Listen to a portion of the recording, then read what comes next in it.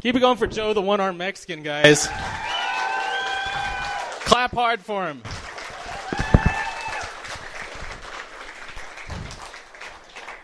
I've been working with Joe for a lot of years now, and if you knew him like I knew him, you wouldn't have freaking touched that thing. Holy crap. Finally threw the condom away, huh, Joe?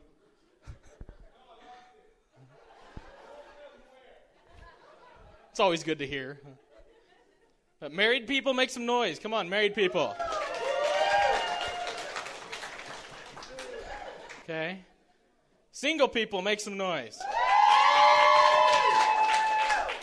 Why do they always sound so much happier? You know? I mean, you guys are married here? What's your name?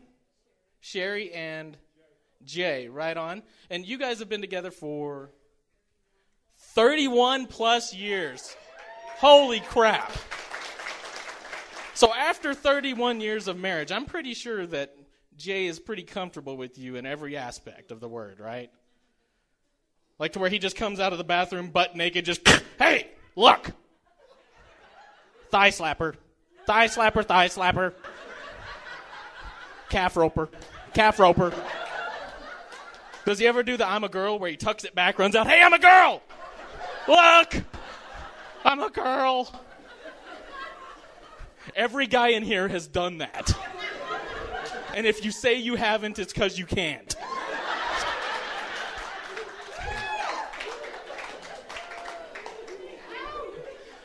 I'm married. I'm coming up next month's my 2nd year wedding anniversary. Which, yeah, it's awesome. I love being married.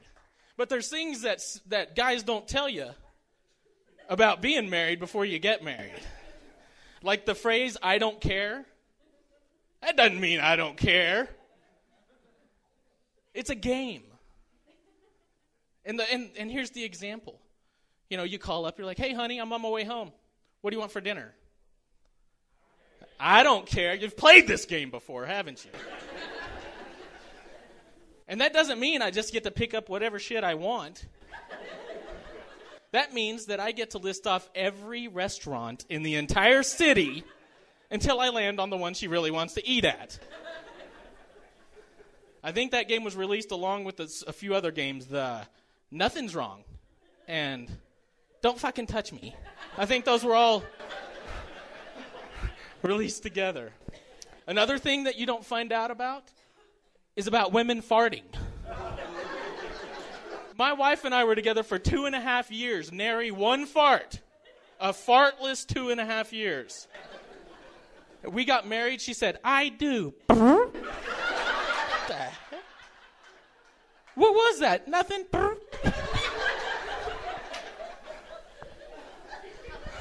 Now we'll be laying in bed and I just hear and the covers plume. You don't want to smack the plume. That's bad for everybody, you know, so.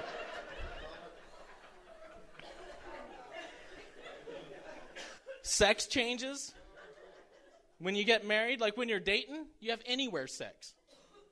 You know what I'm talking about. You're like drunk at 2 o'clock in the morning in Whataburger's drive-thru. Shit, it takes 30 minutes. Come on. You know? When you're married, it relies on variables. And especially if there's kids involved. You're like, is the kid home? Is she distracted for 3 to 5 minutes, depending on how I feel? Depends on what you ate. Like, if I eat Taco Villa, probably not a whole lot of sex going on, you know? No girl wants to have sex with a guy holding in a fart.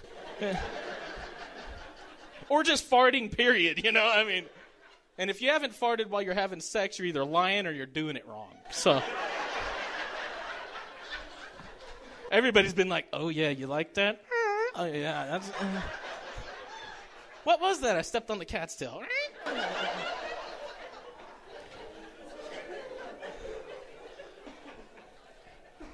Was that too far? Was that over the line? You were laughing at all the other shit. Now I'm sweating like Stanley Marsh eating a corn dog at a Boy Scout jamboree. It's freaking hot. I'm always afraid he's going to be in one of my shows when I say that. Like, strip me down, beat the shit out of me, stuff me in a chicken coop, some weird shit. He's a weird guy, that's all I'm saying. I got a 7-year-old daughter, my little angel. Yeah, I didn't really do a whole lot for that. But no, she's awesome. But anybody who tells you that little girls are all sugar and spice and everything nice are lying to you. She ran up to me one day, she said, "Dad, guess what?" "What?" "I didn't wipe my butt today." "You didn't wipe your butt? Why not?" She said, "Because no poop came out of there." And then just ran off laughing. If there were a better reason not to, I think that's it. But no, girls are nasty. They are. If you've ever seen your 7-year-old little angel strain so hard to fart that she shits her pants, that's what I got at home. So, you're lucky. I'm 35 years old and shit just starts falling apart on me. I'm not kidding. I farted and threw my back out the other day. I'm like, oh, God. What the hell? And everything, there's this paranoia involved in everything in my life. I'm like, oh, God, that's cancer. That's cancer. You know? My wife's like, I just popped your cancer. Dumbass.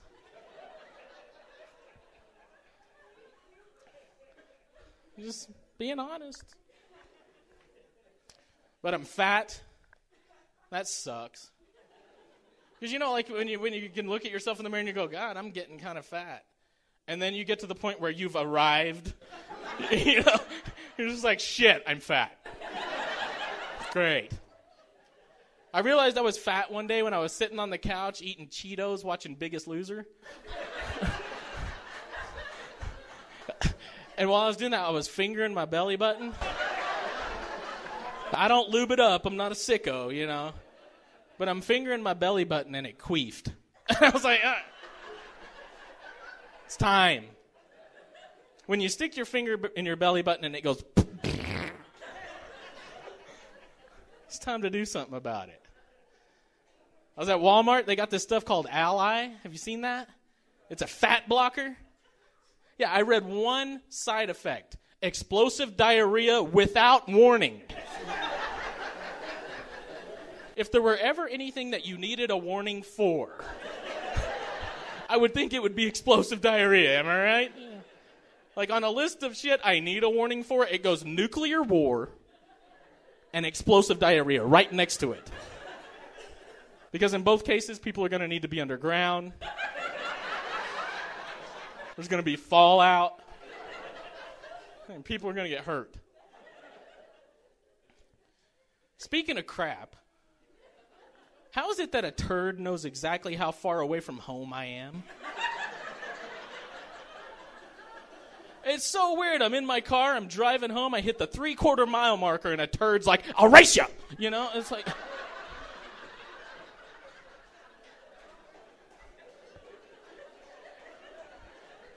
And I've lost that race.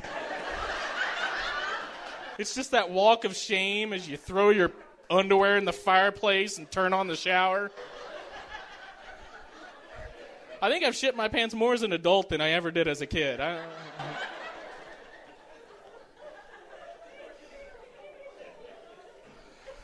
Some of you guys are really loving this, and some of you are watching me like you're staring at a porno with your parents, and it's like... It's okay. But yeah, I'm actually a recovering drug addict for almost 6 years now, which is pretty cool. I can see some of you like, shut up, dick. Just tell the jokes, asshole. But no, I think it's weird. Like, I see people who quit drinking and then they drink O'Doul's. Have you seen those people? It's like, I hate that nasty buzz, but I love the piss. They drink fake alcohol, so they're not drinking alcohol. That doesn't make it. Do you think a gay guy who goes straight still sucks on bananas? You know, I don't know either. I'm just asking you guys. I think it's a pretty good question. I have guys tell me, they're like, you obviously can't hold your liquor. Can't handle your liquor, can you, buddy? I handle my liquor just fine. It's everybody else who can't handle my liquor, you know? Apparently, sorry doesn't cover a turd in the fish tank, you know? I was drunk. I was having fun. I didn't know. Some of you people are blushing for me. That's kind of strange. But yeah, I had a lady come up to me one day and she said, just because you're in recovery doesn't mean you can't smoke pot. Pot's not addictive. I've been smoking it for 15 years every day, never miss a day. Pot's not addictive. I wish you had been there 6 years ago when I was sifting through a deep shag carpet just like this going, is that pot? No, I'll smoke it anyway. Is that pot? That's a piece of chicken. I'll smoke that. I was smoking birdseed and kitty litter and shit. I didn't care. I wanted to get high, you know. But it's kind of cool now. Like, I can go fill out a job application. That was always so scary, like filling out the job. Drug test? Damn it. I'll be back in 4 weeks. Need this job. Now I just walk into a place and kick the door open with my wiener out. I need a job. You need the trash taken out. Let's handle it. Got hired at Sassy's. I'm the drink stirrer. Okay, there's the line right there. Obviously, I found it. A dick in your drink glass is the line. Got to test out the water, see what you guys can take. But I love being from Amarillo. You know why? Because I love the smell of shit every Thursday and Saturday. That's why. Yeah. And what do they call that? That's the smell of what? Money. Yeah, bullshit. I'm from Amarillo. I've smelt more cow ass than all of Rosie O'Donnell's girlfriends put together. You know, I mean, I know that is not the smell of money. I've never had to roll up my window driving down the highway because I smelled money. Oh, good God, that's a 20. Jesus. It's terrible. Money's never squirted out the side of a cattle truck and splattered all over my window. Money doesn't leave little doo-doo berms all the way down Cannon-Eway's interchange. So. But growing up in Amarillo, I wasn't a smart kid. You know, I can admit that. You know, when I was younger, I was like a D/F student. Yeah, thanks. One dude supporting me. I moved to Oklahoma for 6 months. They thought I was a fucking genius. I'm not kidding you.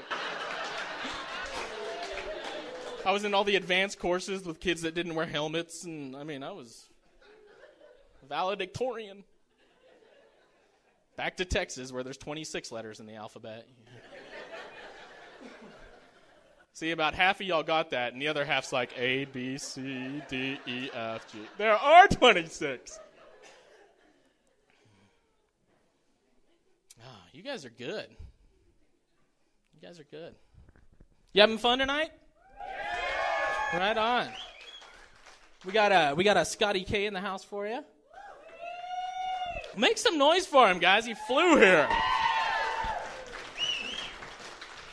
Right on. Drink up. Drink up. Get pregnant. Do whatever you got to do. Does anybody in here smoke? Smokers? There's a few of you. Yeah. And that's all right. I actually quit smoking. Have you tried to quit? Many times. It's very hard. I'll tell you exactly how to do it. First off, you got to have one thing, desire to quit. Second off, you have to go to bingo. There are like 300 reasons to quit walking around in that place. Holy crap. I walked in there and the lady calling the numbers was like, B4.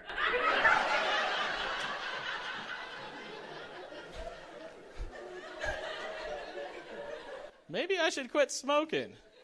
She sneezed and snot flew out her neck. I was like, I'm done.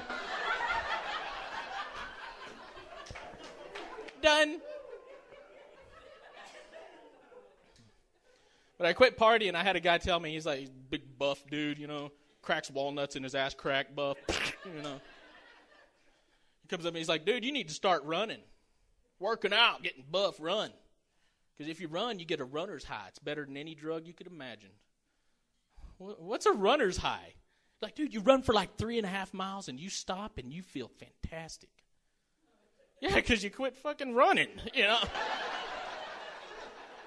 Duh. I've been getting my ass kicked before, and when that guy stopped, I felt fantastic, you know.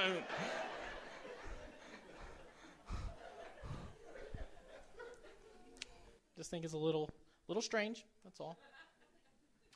But anybody going to Waffle House tonight? Anybody Waffle House in it? Man, that was my favorite thing about drinking. 3 o'clock in the morning at Waffle House, anything goes at Waffle House. Dreams can come true at Waffle House at 3 o'clock in the morning. I just walk in there and be like, I need it scattered, smothered, motherfuckered up. And she knew what I was talking about, you know. She's like, he needs to order a hash brown. Scattered, smothered, covered, chopped, scattered, covered, chopped, top. Now, bitch. That's some good stuff, too, man. You ever had them like that? Boy, the next day, whoo. Like I'm the only one that craps in the building. Come on.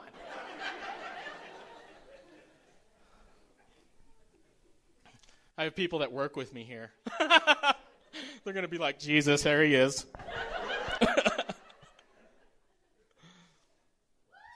But yeah, I was doing a show down in Odessa because my career's on fire, and during the show, this truly happened, and there were eyewitnesses to it. 2 Asian guys broke into my car and stole my checkbook, and then they balanced it and put it back in there with a note. Don't write no more check. You broke, dumbass.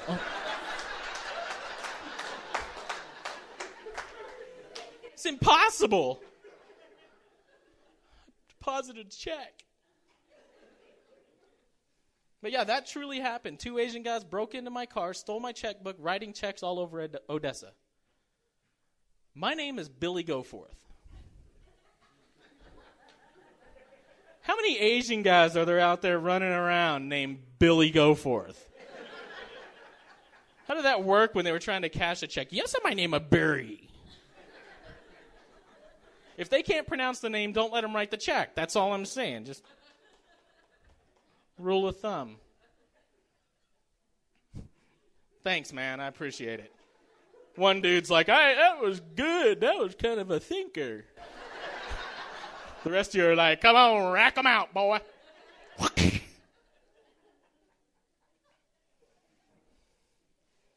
Anybody go hunting out there? Any hunters? Hunter back there? What do you hunt, buddy? Deer? Right on. When's the last time you shot one there? A couple years. You're not a very good shot then, are you? Do you think it's a sport? You do think it's a sport? See, I don't know. I disagree a little bit. You know, like tying something to a tree so a little deer can go lick on it, and then you, bam, shoot it in the head. It just doesn't seem very sporting. I know how to make it a sport. Take this guy right here, strip him down to his bare skivvies, spray his nuts with female deer scent, drop him off in the middle of the woods. If he comes back with a 10-point buck on his shoulder, then it's a freaking sport. And I'll TiVo that shit, you know, I mean, over and watch this dude get butt raped by this deer. Well, it's going to happen again. Personally, I'm not a hunter. I'm a fisherman. I like fishing.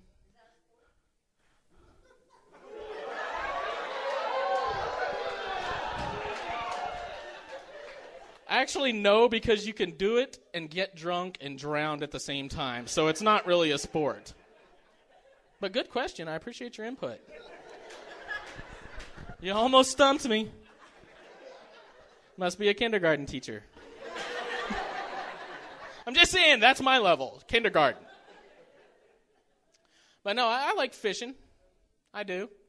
I went fishing at Martin Road Lake 3 weeks ago. Why are y'all laughing? I hooked into 3 trout and a dead Vietnamese guy in that son of a bitch.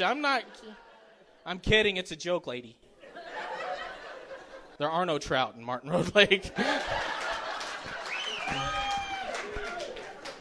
But I think fishing makes a really good comparison to dating. You know, and I'm out of that scene, but I really do think it does. Like, every guy's got his own bait. Whether it's a cool car, great personality, cowboy hat, you know, big dick, whatever. Every guy's got his own bait. You got your favorite places to go, you know. The jungle. Cassidy's. Sassy's, Cassidy's. I see you in here. And once you get there, you got to cast out in the middle of nowhere and work your pole. Yeah. And I've gone to places that's been like, bzzz, bloop. And the black guy next to me cast out. He's like,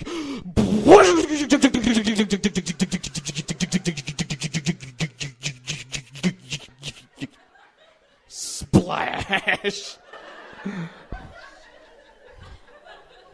Working the dick, are you? You better not have crossed my line. And so you're fishing, you know, and you get a nibble, right, you know, in there. And then you hook into her and you're fighting her the whole way because she doesn't want to come, right? She doesn't want to.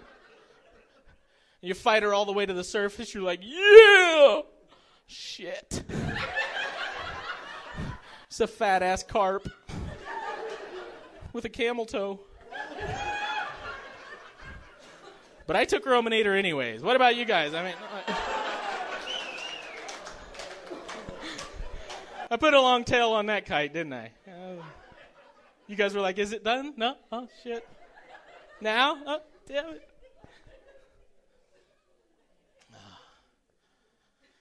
But you guys are fun.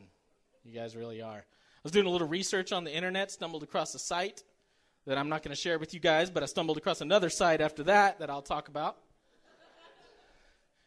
And it was about terrorists. And they get how many virgins if they kill people? 72 virgins. That's a deal if you're a guy. What about all these poor women terrorists? Yeah, they get 72 guys who still can't satisfy them. That's not fair. They got to hear oops 72 times, you know? I mean, I'm just saying. Seems a little unfair for all the poor terrorists out there. If you answer that, give me that phone. Hand me that phone. Hand me that phone. You did not turn it off. Hand it here. I just turned it off. Hello? No, she's not here right now. She's naked. With a room full... Oh, my God. Stop that. I got to let you go.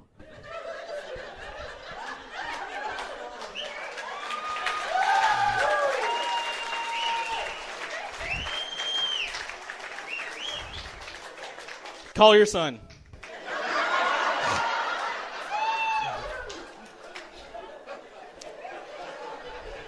Don't you guys think it's kind of weird that girls can all pull together and just go, you know what, let's go to the titty bar and have drinks? Don't you think that's weird? You do it, don't you? Y'all are probably going there after here, right? I think that's weird. Like, guys can't go, hey, man, let's get together and go to the ding-dong hut, have a few drinks. What do you say? I heard the banana hammock's having $1 beer.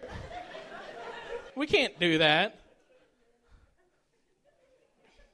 There's some people in here who obviously frequent those joints. Me and a friend of mine, we went into the jungle about 3.5 years ago. Yeah. Air conditioners were broken middle of July. Smelled like the ass sweat of 40 dead hookers in there. I'm not kidding you. I was like, here's $1. Give it to the guy for the air conditioner. It's terrible. I've been to some shady strip bars in my life. I'm sure you can imagine. She's like, this is the bus to hell, and I want off. But no, I've been to some shady ones where it was like just a dude's house. You know, you're like, please welcome to stage my girlfriend, Cinnamon. She comes out. club foot. I went to one strip club, and I know this is by nature, just how things are, but this girl had 2 different sized boobs. But most of the time, it's not even noticeable. But this was. It was like an A cup and a D cup. You know? And I'm thinking, save up. Get that done at once. Come on. You're a stripper. Show some class. You can't do it in stages. I'm here to get one titty done. I got to go strip some more to get the other one done. We'll call him an exotic dancer. I had a dancer tell me one time that she and I shared the same job. You entertain people for money? I entertain people for money. We have the same job. That might be true, but I can't go sit on this dude's lap and charge him $25 to tell him a private joke. You know what I'm saying? So 2 Catholic priests walk into a bar. You've heard this one. I'll get your ass kicked. Or maybe not. You might like that. You might be like, tell me another one. Here, 20 more.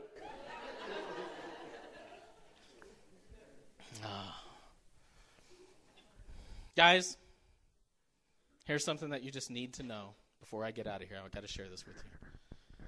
Next time that you're wanting to go visit one of those establishments, you need to remember Beavers, which is the most clever name for a muff hut in the world. I mean, really, Beavers. They're one step away from calling that bitch hatchet wounds or something, you know. I mean, but there's a midget stripper out there. I'm not making this up. Her name's Sugar. I call her Sweet and Low. She's a nice girl.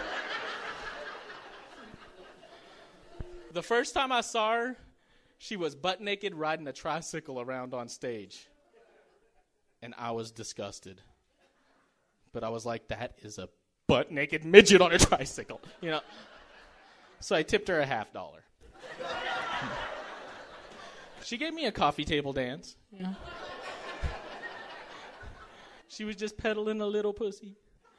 Okay, that's the last one.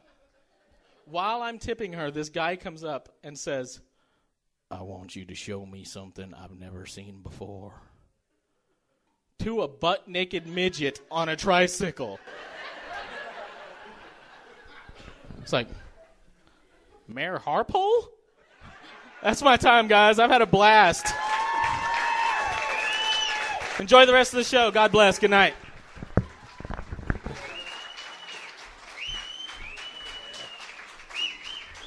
Billy Goforth, ladies and gentlemen.